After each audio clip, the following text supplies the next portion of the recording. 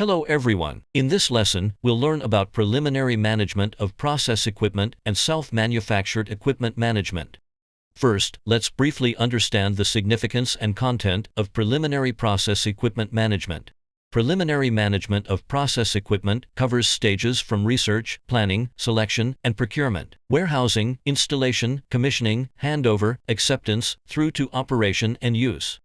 Its focus lies in managing the equipment investment phase. Equipment assets constitute the primary investment for enterprises. Investment of process equipment costs account for a significant portion of total life cycle costs. This directly impacts product costs. The investment phase determines the technical level and system functionality of enterprise equipment. This phase defines equipment applicability, reliability, and maintainability, influences equipment availability and operational performance.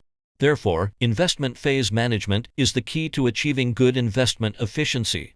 All departments must maintain close coordination and collaboration to ensure effective preliminary equipment management. Enterprise equipment investments mainly include additional funding, renewal, and transformation, as well as coordinated investments for new and expansion projects. For different departments and positions, specific preliminary management duties vary. Tasks for operation departments include conducting equipment feasibility studies, submitting application plans for equipment renewal and transformation, assisting in installation and trial acceptance of new equipment, maintaining trial acceptance records, and provide relevant equipment information. For the equipment management department, tasks include compiling renewal and transformation plan, participating in organizing design reviews for construction and technical improvement projects, conducting feasibility studies on equipment renewal or individual equipment procurement, reviewing non-standard equipment designs, ensuring equipment generalization, serialization, and standardization, managing equipment procurement, entry inspection, storage, and outbound management, providing relevant drawings and documentation, organizing the installation of equipment for in-house construction teams and projects, commissioning, handover, acceptance, and investment performance analysis. For development departments, tasks include design and configuration, handover of drawings and documentation, collection of equipment usage feedback. For engineering departments, tasks include participating in design reviews of infrastructure and technical measures projects, participating in equipment installation and commissioning, trial run acceptance, and handover. Now, let's focus on self-manufactured equipment management. For some specialized or non-standard equipment, enterprises often need to conduct self-manufactured design and manufacturing. Self-manufactured equipment is highly targeted, time-efficient, and cost-effective.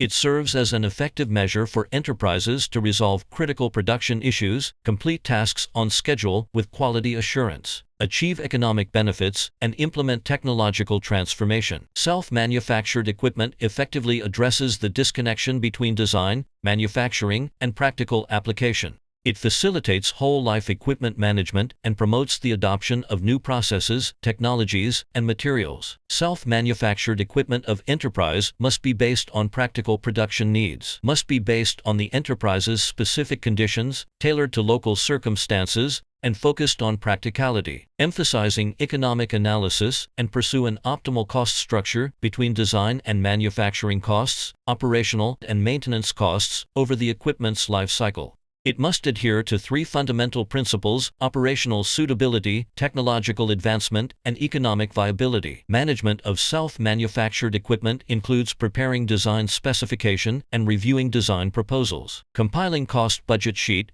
conducting manufacturing quality inspection, and managing equipment installation and commissioning, acceptance and handover, fixed asset transfer, technical documentation archiving, project summary and evaluation, and operational feedback information collection. The management process and division of responsibilities for self-manufactured equipment includes: first, the operating or process department submits a request based on production development needs. Second, the equipment and technical departments organize relevant reviews, and major projects require approval by corporate leadership. Third, corporate leadership approves the project and designates the design and manufacturing departments. Fourth, the competent department organizes the operating department and process department to study and prepare the design specification document and assigns a renovation scheme. Fifth, The design department submits the design scheme and complete drawings documentation. 6th, design scheme review follows a tiered management approach. Projects under 5,000 yuan are reviewed by the design department to the competent department, then forwarded to planning and finance. Projects between 5,000 yuan, 10,000 require the design department submission and competent department review. Relevant departments participate in the review before submission to plant leadership for approval, such as equipment, operations, process, finance, and manufacturing. Projects above 10,000 yuan are reviewed by the corporate leadership or chief engineer by organizing a joint review with all relevant departments. 7th, the design or manufacturing department is responsible for technical tasks like process planning, tooling, and inspection gauges. 8th, the labor department sets the labor hour standards and the production arranges the manufacturing plan. 9th, manufacturing department organizes production with design department sends designers for on-site support to resolve technical issues during manufacturing.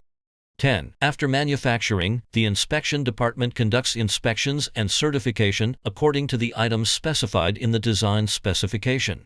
Enterprises lacking the necessary capacity may commission external organizations for design and manufacturing. This outlines the management of commissioned design and manufacturing for self-manufactured equipment. The general procedure is as follows. First, conduct research and select a contractor with strong design and manufacturing capabilities, a solid reputation, competitive pricing, and a commitment to customer responsibility. Bidding may be used for large equipment.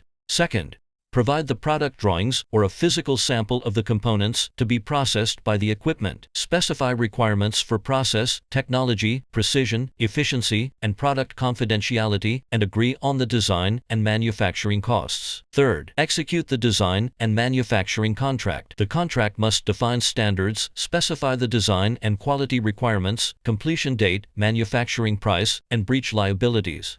All contracts require audit and legal department review. Fourth, after design work completion, organizing equipment management, technical, and maintenance personnel to review the design scheme, drawings, and documentation, and provide revision feedback. Fifth, during manufacturing, quality inspectors can be dispatched to the contractor for supervision to identify and address issues during the manufacturing process timely and to ensure manufacturing quality. That concludes today's lesson. Please complete the after-class exercises and review the material thoroughly.